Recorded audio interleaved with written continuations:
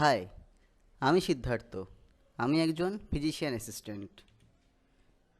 হাসপাতালে অনেক দিন কাজ করার অভিজ্ঞতায় আমি জেনেছি প্র্যাকটিক্যাল আর থিওরির মধ্যে বিস্তর একটা ফারাক আছে। বইয়ের পড়ার সাথে কাজকে মেলাতে আমাকে বেশ বেগ পেতে হয়েছিল। তাই তোমরা যারা নার্সিং বা প্যারামেডিক্যাল স্টুডেন্ট তাদের জন্য আমি একটা ছোট্ট উদ্যোগ নিয়েছি। অ্যানাটমি হোক বা ফিজিওলজি বা আইসিইউর জটিল কোনো প্রসিডিওর আমরা শিখব সহজ বাংলায়, আর কি করে সেটাকে বাস্তবে রোগীর সাথে মেলানো যায় তার চেষ্টা করব। মুখস্থ করে পরীক্ষার খাতা ভর্তি করে নয়, বুঝে সেটাকে বাস্তবে রূপান্তরিত করা, এটাই হবে আমাদের উদ্দেশ্য। আজ বলবো একদম বেসিক ভাইটাল সাইন নিয়ে। তোমরা জানো ভাইটাল সাইন বলা হয় পালস, বিপি, রেসপিরেটরি রেট, টেম্পারেচারকে। অনেকে এখন SpO2 বা স্যাচুরেশনকেও ভাইটাল সাইন্সের মধ্যে ফেলে। যাই হোক, আমি এগুলোই বলবো একটু অন্যরকমভাবে, মনে রাখতে যাতে সহজ হয়। ভাইটাল মানে হলো গুরুত্বপূর্ণ, আর সাইন মানে কি? চিহ্ন বা লক্ষণ। এবার বলো সিমটম মানে কি? উপসর্গ বা লক্ষণ। তাহলে আমরা ভাইটাল সাইন কেন বলি, সিমটম কেন বলি না? জেনে রাখো, মেডিকেল টার্মে সাইন আর সিমটম শব্দ দুটি আলাদা ক্ষেত্রে ব্যবহার করা হয়। রুগী যা বলে তা হলো সিমটম, আর ডক্টর বা আমরা যা দেখি তা হলো সাইন। যেমন রুগী বলবে শ্বাসকষ্ট, লিখব complain of shortness of breadth, তাতে তার শ্বাসকষ্ট হতেও পারে আবার নাও হতে পারে। কিন্তু আমরা যখন দেখব রুগী শুতে পারছে না, ঝুঁকে বসে আছে, কষ্ট করে শ্বাস নিচ্ছে, মুখ দিয়ে শ্বাস নিচ্ছে বা এয়ার হাঙ্গার হচ্ছে, তার সাথে রেসপিরেটরি অ্যাক্সেসরি মাসেলগুলি কাজ করছে, যেমন ইন্টারকস্টাল মাসেল, স্টার্নোক্লিডোমাস্টয়েড, স্কেলিনগুলি কাজ করছে। অ্যাবডোমিনোথোরাসিক টাইপ রেসপিরেশন হচ্ছে। অ্যাবডোমিনোথোরাসিক টাইপ রেসপিরেশনটা তোমাদের আবার রেসপিরেটরি রেট যখন পড়াবো তখন ডিটেলসে বলবো। তারপরে রেসপিরেটরি রেট 20 বা তার বেশি, তখন আমরা বলবো ডিসপনিয়া বা রেসপিরেটরি ডিস্ট্রেস। এই হলো সাইন আর সিমটমের মধ্যে পার্থক্য। এরকম আরও অনেক উদাহরণ আছে, পরে পড়তে পড়তে আরও জানতে পারবে। এবার ফিরে আসি ভাইটাল সাইনে, যা আমরা পড়ব। একটি রুগী এই মুহূর্তে কেমন আছে তা জানার একটি সহজ সস্তা মাধ্যম হলো ভাইটাল সাইন চেক করা। একটু মনে রাখার মতো করে বলি। এই ছবিগুলির সাথে তোমরাও আঙুল তুলে বলো, হাতের তর্জনী হলো পালস, মধ্যমা হলো বিপি, অনামিকা রেসপিরেটরি রেট, কনিষ্ঠা হলো টেম্পারেচার, বৃদ্ধাঙ্গুলি হলো ব্লিডিং, আর সবকটা আঙুল বন্ধ করে বজ্রমুষ্টি হলো কনসিয়াসনেস। এবার এগুলির সবকটা নিয়ে আমরা বিস্তারিত আলোচনা করব। পালস কোথায় কোথায় দেখা হয়? মাথা থেকে শুরু করি, আর আমি যখন বলবো তখন তোমরাও প্যালপেট করে দেখবে নিজের পালস খুঁজে পাও নাকি। কপালের দুপাশে টেম্পোরাল, গলায় ট্রাকিয়ার দুপাশে ক্যারোটিড, অ্যাক্সিলা বা বগলে অ্যাক্সিলারি পালস, কিউবিটাল ফসায় মিডিয়ালি ব্র্যাকিয়াল পালস, রিস্ট বা কবজিতে রেডিয়াল বোনের ওপরে রেডিয়াল পালস, আলনার বোনের ওপরে আলনার পালস। ফিমোরাল ফসা, যাকে বলা হয় ফসা ফিমোরালিস, সেখানে ফিমোরাল আর্টারি পালস পাবে। হাঁটু বা নিয়ের পিছনে পপলিটিয়াল আর্টারি পালস পাবে।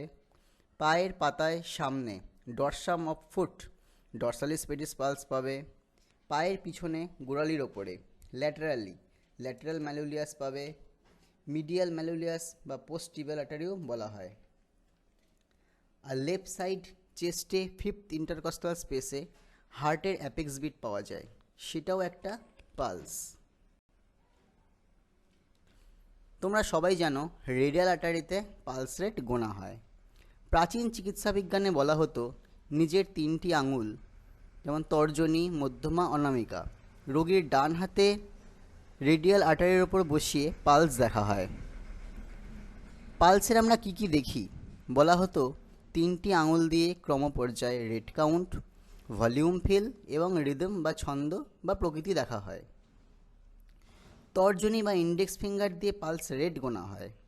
1 মিনিট বা 60 সেকেন্ডে কতগুলো পালস বিট পাচ্ছ, সেটাই হলো পালস রেট। যেটা নর্মাল ভ্যালু একজন প্রাপ্তবয়স্ক মানুষের 60 থেকে 100 বিট পার মিনিট। মধ্যমা বা মিডল ফিঙ্গার দিয়ে ভলিউম বা প্রেশার দেখা হয়। রক্তনালীর গায়ে রক্তের চাপ কতটা পড়ছে সেটাই ফিল করা হয়। যদিও এতে এক্স্যাক্ট ব্লাড প্রেশার বোঝা যায় না, তবে জরুরি ক্ষেত্রে বেশি আছে না কম আছে তা বোঝা যায়। ব্লাড প্রেশার মেশিন ব্যবহার করার পর এটির প্রয়োজনীয়তা অনেকটাই কমে গেছে। পুরনো পদ্ধতি জেনে রাখা ভালো, তাই জানালাম। অনামিকা বা রিং ফিঙ্গার দিয়ে রিদম বা ছন্দ দেখা হয়। এই রিদম বা ছন্দ দু প্রকারের। রেগুলার রিদম বা নিয়মিত ছন্দ, যখন প্রতিটি পালস বিটের মধ্যবর্তী সময় একদম সমান আসবে, যেমন একটি সুস্থ মানুষের ক্ষেত্রে হয়, এটাই রেগুলার রিদম।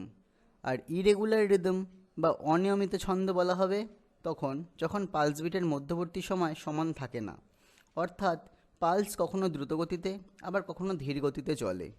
একে চিকিৎসা বিজ্ঞানের ভাষায় অ্যারিথমিয়া বলা হয়। অ্যারিথমিয়া অর্থাৎ অ্যাবসেন্স অফ রিদম। এবার বলো, পালস কতক্ষণ গুনবে? 1 মিনিট, 30 সেকেন্ড নাকি 15 সেকেন্ড? আমেরিকান হার্ট অ্যাসোসিয়েশন আর WHO গাইডলাইন অনুযায়ী পালস 1 মিনিটই দেখতে হবে। তবে যদি রিদম বা ছন্দ রেগুলার বা নিয়মিত থাকে তবে 30 সেকেন্ড গুণে 2 দিয়ে গুণ করতে পারো।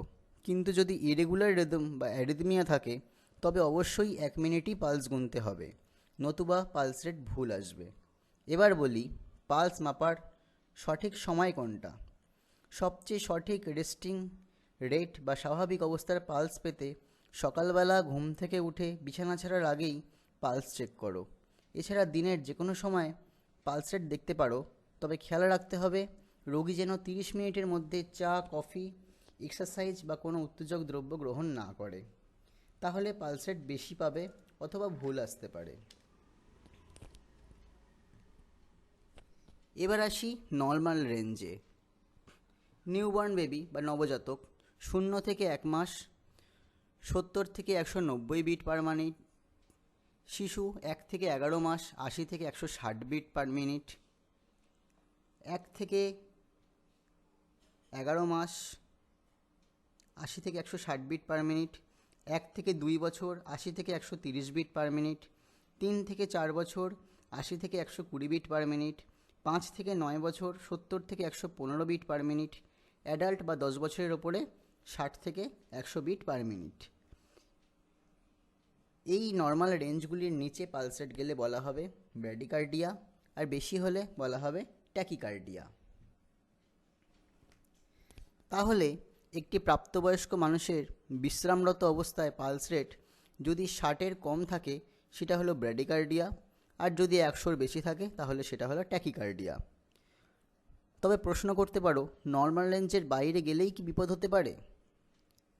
না, একজন মানুষ দৌড়ালে চিন্তায় থাকলে তার পালস রেট বাড়তে পারে, সেটা বিপজ্জনক নয়। তবে কোনটা বিপজ্জনক বা রেড ফ্ল্যাগ সাইন কোনটা?